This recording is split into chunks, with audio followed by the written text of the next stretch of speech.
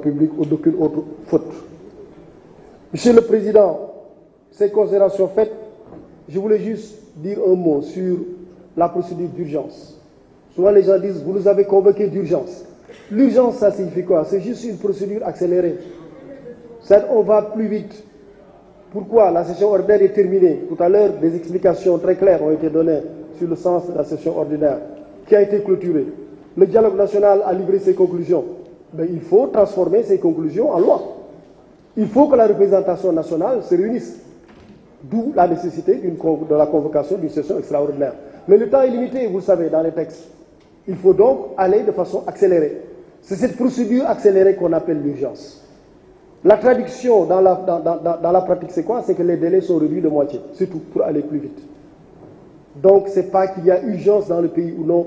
La procédure d'urgence, c'est juste, d'ailleurs dans certains pays, on l'appelle plutôt comme ça, c'est juste une procédure accélérée. Bien des choses ont été dites sur l'exposé des motifs. L'exposé des motifs ne fait pas partie de la loi. On aurait pu venir à l'Assemblée sans exposé des motifs. On dépose juste la loi. L'exposé des motifs n'est pas partie intégrante de la loi. L'exposé des motifs n'a pas de dimension normative. L'exposé des motifs ne compte pas en réalité. C'est le corps du texte, la teneur normative, les articles. C'est ça qui constitue du droit, qui constitue un texte juridique et qui peut faire l'objet de diffusion ou de délibération ici à l'Assemblée. L'exposé des motifs, c'est simplement un document de plaidoyer. C'est une sorte d'introduction littéraire du texte législatif et réglementaire. L'amendement, oui, nous l'avons signé parce que nous sommes le commissaire du gouvernement. En droit politique, constitutionnel, parlementaire, tout n'est pas écrit. Il y a des choses qui sont écrites dans la Constitution, d'autres qui sont écrites dans certaines lois, parfois dans le règlement intérieur, mais beaucoup de choses relèvent de l'usage, des coutumes, des pratiques, des us. C'est comme le fonctionnement de l'Assemblée nationale. Tout n'est pas écrit. Il y a beaucoup de choses qui relèvent des usages parlementaires. Oui, le ministre qui représente le président de la République et le gouvernement peut, au nom du président de la République et au nom du gouvernement et en tant que commissaire du gouvernement, signer les amendements le cas échéant. C'est ce qui a été fait. Je voulais lever un petit malentendu sur le retrait de l'article 87 du projet de révision de la Constitution.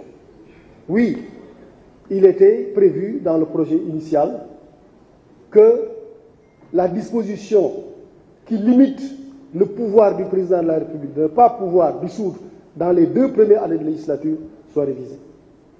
Il était question soit de réduire cette période de 2 ans à 1 an, soit simplement de supprimer cette limitation.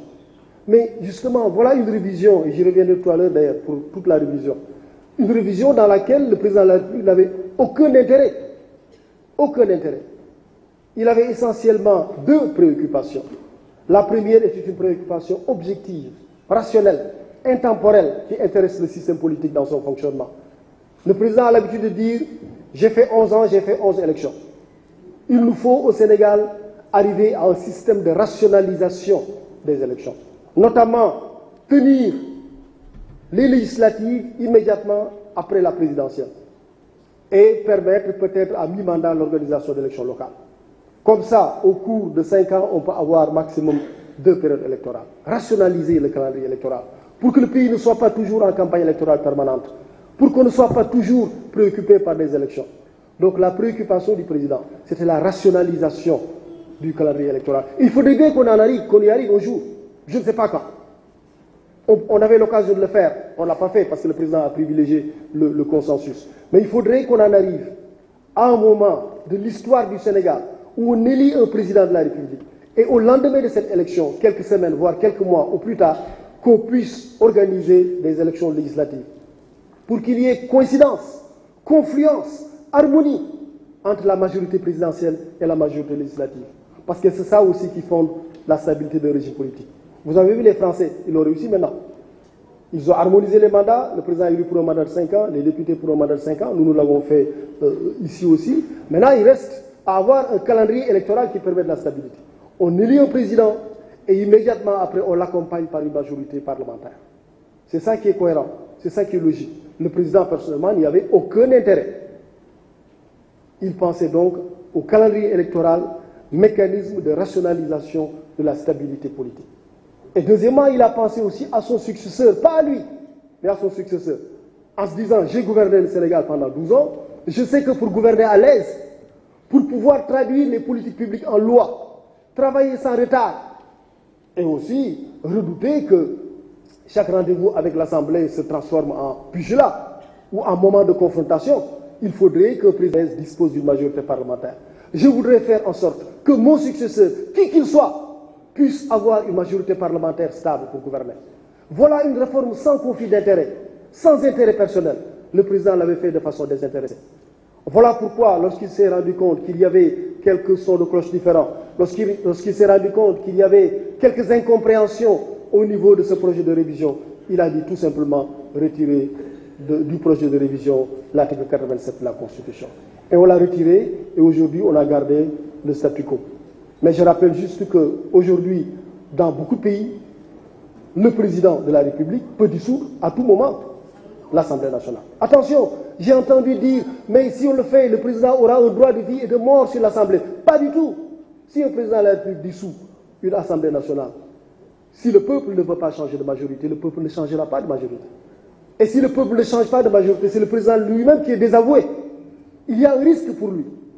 C'est pour ça d'ailleurs que dans l'histoire du Sénégal, en 1967, quand on a introduit pour la première fois la dissolution dans le système constitutionnel, il était prévu que la dissolution ne pouvait intervenir qu'au bout de 3 ans. Mais que lorsque la dissolution intervenait, le président de la République lui-même démissionnait. On organisait simultanément l'élection présidentielle et les élections législatives. Simultanément. Cela n'a jamais été mis en œuvre. C'est plus tard qu'on a mis dans la Constitution que le président peut dissoudre, mais il ne peut dissoudre dans l'année qui suit. On l'avait limité à 1 an. Et plus tard, en 2001, lorsqu'on faisait la nouvelle Constitution, on a limité ce pouvoir de dissolution aux 2 premières années de législature. Donc la dissolution, ce n'est pas pour mettre fin ou pour abréger forcément le mandat de l'Assemblée nationale. Non, c'est lorsqu'il y a des moments de blocage, lorsqu'il y a incompréhension, lorsqu'il y a un certain blocage dans le fonctionnement des institutions, qu'il puisse y avoir un instrument de régulation, notamment la dissolution, en renvoyant la parole au peuple. Parce que vous êtes la représentation du peuple. L'Assemblée nationale est l'instance par excellence de représentation du peuple. Et quand il y a blocage, on doit retourner au peuple. Mais le président n'était pas du tout animé par l'idée d'avoir un droit de vie et de mort sur les députés. Pas du tout.